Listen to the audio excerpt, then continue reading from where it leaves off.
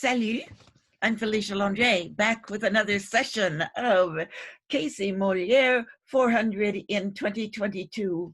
This is session 8, and I thought it was about time we went back to the basics and talked a little bit about Molière himself and his life.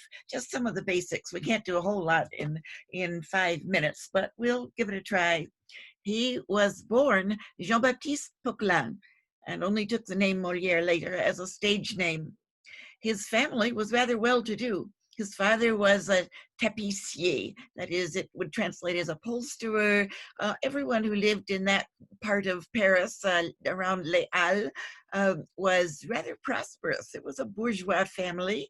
The Poquelin family had a house with a courtyard and its own well in the courtyard.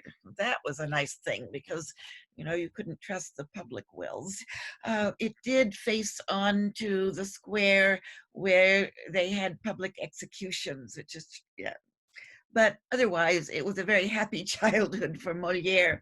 His mother, Marie Crasset, had a father who was also very prosperous. Molière's maternal grandfather, Louis Crasset, had bought property in the suburbs, so Molière could go out to the country and enjoy the time on his grandfather's property. And when his grandfather visited in Paris, after he retired from the cloth business, he often took the boy to see the farce players who performed at the Hôtel de Bourgogne. The farce players were very much in the tradition of public entertainments on the bridge. As on the Pont Neuf, there were a lot of street entertainers, and then also elements of the Italian Commedia dell'arte. So this was very formative to Molière. He got a good education, as befitting of someone with his father's financial status, and learned dance and deportment. In fact, all of the extended family was very musical.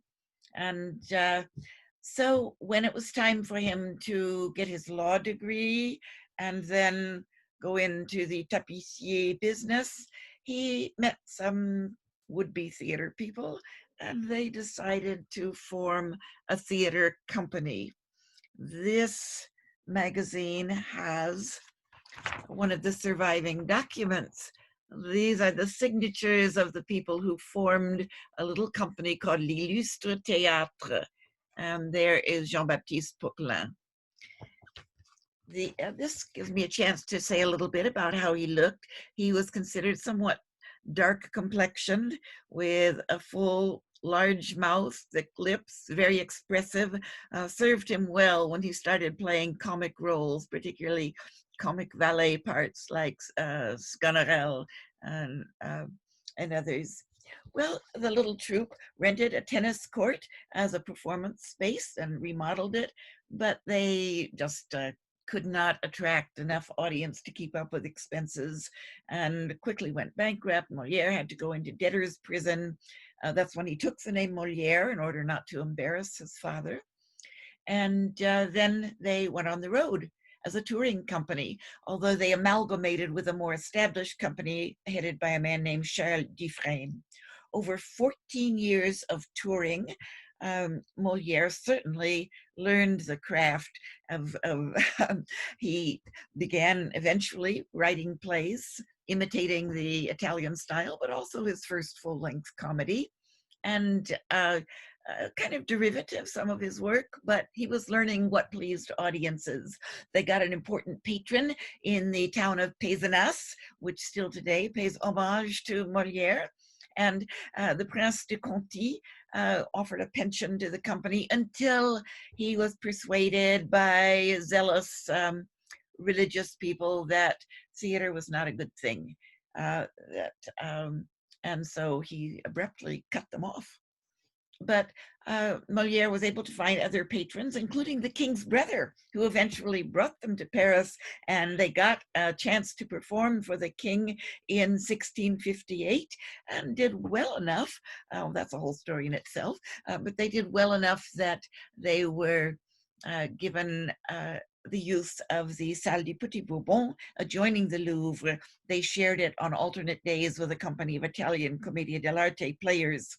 And that was the situation until the bigger breakthrough, August 1661, when that I'm going to tell about in another episode. It's a fascinating story, the night at Vaux-le-Vicomte, that turned out badly for some people, but it was Moliere's big break when he really got the king's favor. And from then on, kind of an upward trajectory, but he just had that decade of the 60s, 1661 until his death in uh, February 1673, only a little over 10 years. And during those 10 years, he was the celebrity actor, head of the company, with only one other company really as a top rival or two. So constantly writing plays, creating, coming to perform before the king, um, doing it all, and succeeding quite admirably despite the jealousies of so many people. A major setback with Tartuffe that he had to keep rewriting, and that in itself is a subject for another episode. This is a very good biography in French. As you can see, I've left out a lot. And then this is one in English by Virginia Scott. And then for his afterlife, Michel Léon, who's working with us on Casey Molière 42022, wrote about his reputation in the century after his death. And one more of his afterlife, Mikhail Bulgakov, the Soviet writer, author of The Master and Margarita, loved Molière and wrote this biography, kind of an homage, fictionalized a bit. But he felt Molière as a kind of alter ego because they were both dealing with authority figures, and that influenced the course of their careers quite a bit. So I think that's all we have time for today. We will be saying more about some of these things later on. Au revoir.